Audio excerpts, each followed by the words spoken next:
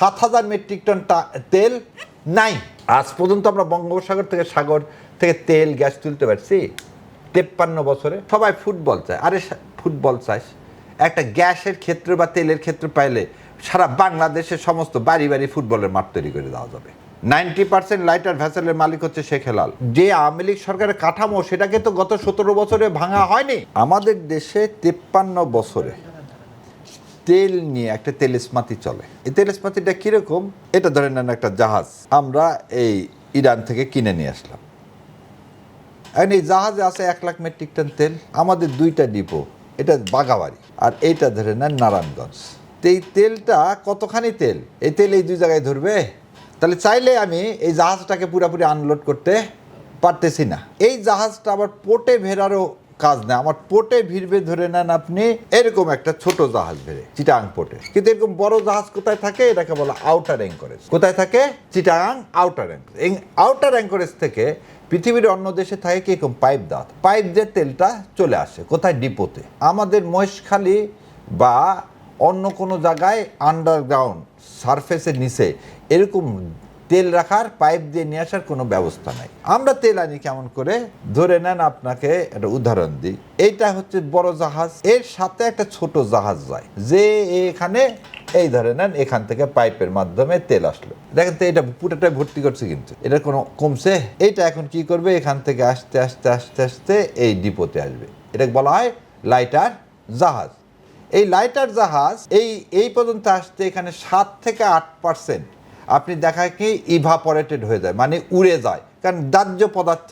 তাহলে 1 লাখ মেট্রিক টনে হলে সেখানে 7,000 মেট্রিক টন তেল নাই।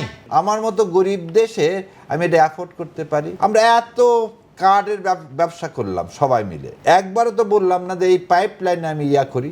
দ্বিতীয় কথা, ইন্ডিয়ার সাথে আমাদের একটা পাইপ লাইনে ডিজেল আসে এবং সেই ডিজেল হয়ে যায় কি আমাদের মেশিনের সবগুলো নষ্ট হয়ে যায়, কারণ সালফারের কাজ হচ্ছে বিয়ারিং এবং লোহাকে খেয়ে ফেলে দেওয়া। সো ভালো তেল আমরা মিডল ইস্ট থেকে এই জন্য নিয়ে আসি। আমরা যে আমাদের 6 মাসের তেল কি করব? আগে একসময় সৌদি আরব আমাদেরকে তেল দিতে চাইতো না, কেন?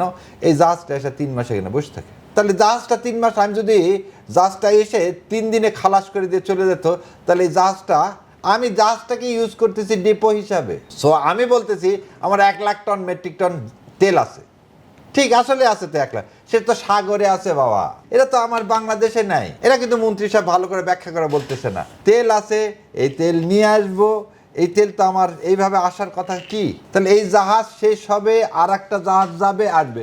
ধরে নেন এরকম 5টা যদি জাহাজ আসে দাঁড়ায় থাকে, এই 5টা জাহাজের তেল খালাস করার তো আমার কোনো ব্যবস্থাই নাই। তো 5টা জাহাজ আর কি ওখানে দাঁড়ায় থাকবে?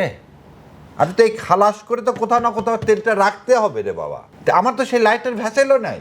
এই যে জনগুরুত্বপূর্ণ প্রশ্ন, একজনও কি জিজ্ঞাসা করছে যে চলেন আমরা তেলের একটা ব্যবস্থা করেন মহেশখালীতে কুতুবদিয়ার আশপাশে আমরা কোথাও এরকম আন্ডারগ্রাউন্ড তেলের স্টোরেজ করি, যাতে এই জাহাজগুলো এসে তাড়াতাড়ি দিতে পারে।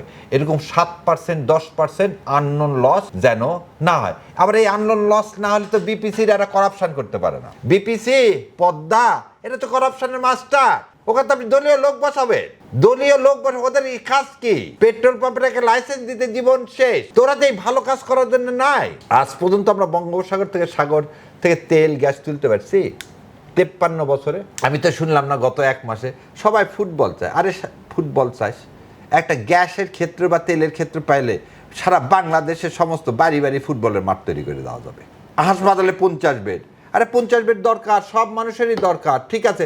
কেউ তো বললো না একটা মেডিকেল সিটি করা হোক। বাংলাদেশে ঢাকার পাশে মাওয়া থেকে ঢাকা আসতে কয় মিনিট লাগে? আধা ঘন্টা, ঠিক আছে। আপনারা এই শহরের মধ্যে থেকে বড় বড় হসপিটাল সরাই নিয়ে যে মাওয়াতে আপনি কি করেন? একটা মেডিকেল সিটি তৈরি করেন। কেউ এই প্রশ্ন উত্তর পর্বে বলছে এই যে ধানমন্ডির মধ্যে বিডিআর ক্যাম্প পৃথিবীর কোথাও হয়? বিডিআর এই জায়গাটাকে বলছে কেউ যে না এখান থেকে বিডিআর সরায় মাওয়াতে নিয়ে যাওয়া হোক, ওই জায়গাতে সুন্দর স্কুল করে দেওয়া হোক 8-10টা, যাতে বাচ্চারাও খেলার মাঠ পাবে, বড় বড় স্কুল হবে।